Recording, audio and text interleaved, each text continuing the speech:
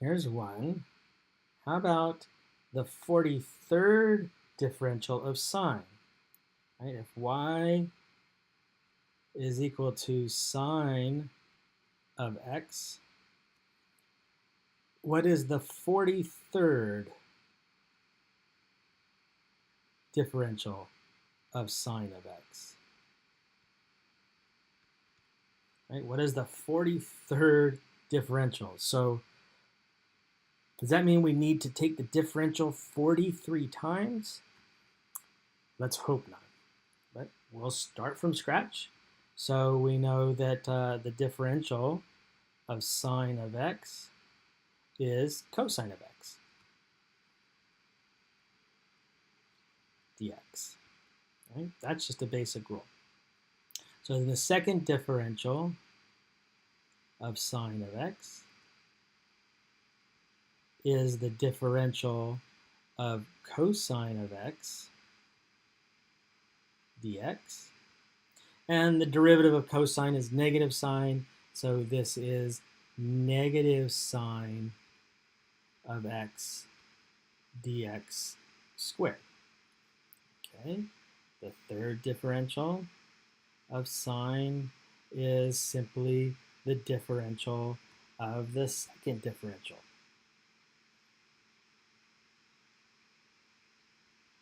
Of x, which is the differential of negative sine of x dx squared, and the derivative of sine is cosine, so this is negative cosine of x dx cubed.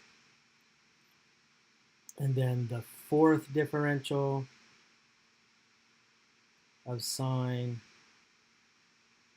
well, it's the differential of the third differential, which is negative cosine, so this is equal to the differential of negative cosine of x dx cubed, and the derivative of cosine is negative sine, and the negatives cancel, and so look what happens. We end up with sine of x dx to the fourth. So what does this tell us? Not what the 43rd differential of sine is, but at least that every fourth differential, we come back around to sine again. There's a periodic nature of the derivatives of sine.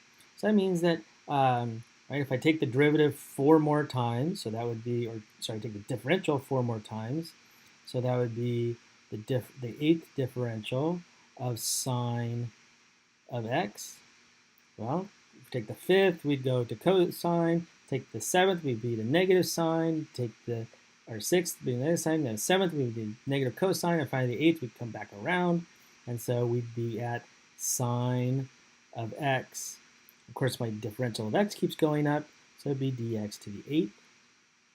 Again, do it for another round. Say 12 sine of x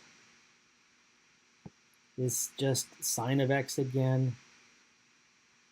And now my differential's gone up 4 more times. So that's 12.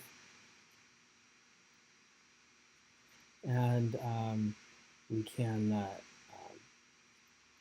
say dot, dot, dot, do this a bunch of times. Well, I can do it 16, 20, 24, so on and so forth. But that tells me that the 40th differential, right, that's doing these cycles of 4 10 times.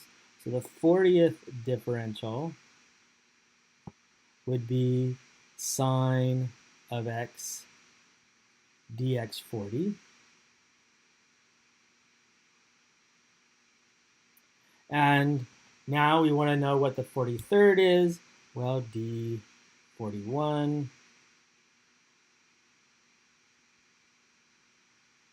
So it's the derivative of sine.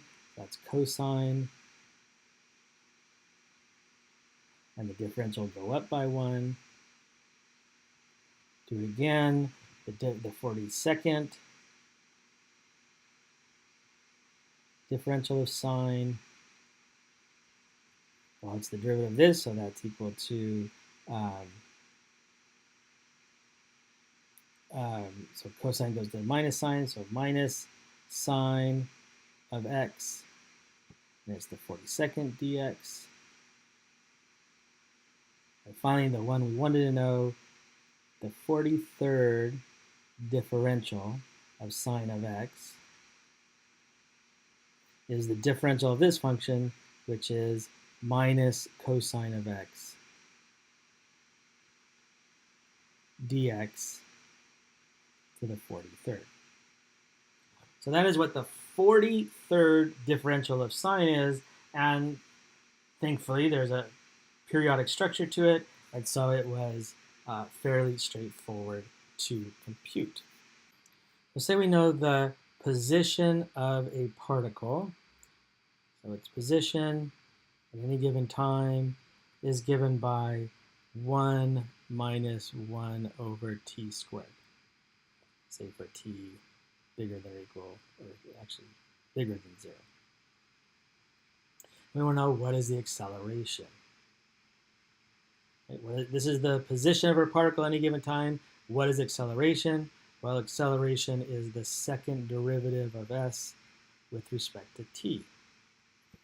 So, differential of s is the differential of 1 minus t to the negative 2, which is equal to the differential of 1 minus the differential of t to the minus 2. Exponent or power rule, so this is minus 2 t to the minus 3 dt. That's what so this would be our velocity differential, right? The differential of s, that's associated with our velocity. So the acceleration is the differential of that.